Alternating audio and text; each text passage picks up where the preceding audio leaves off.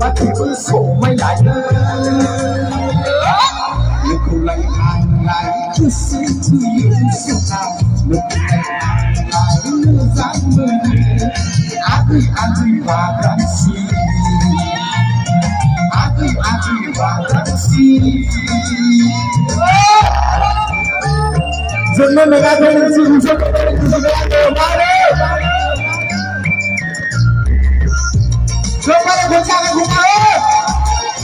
đi nào chìm một anh đi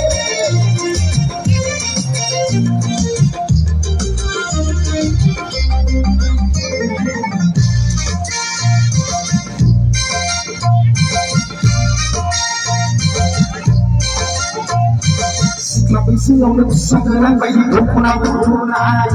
à người lên đi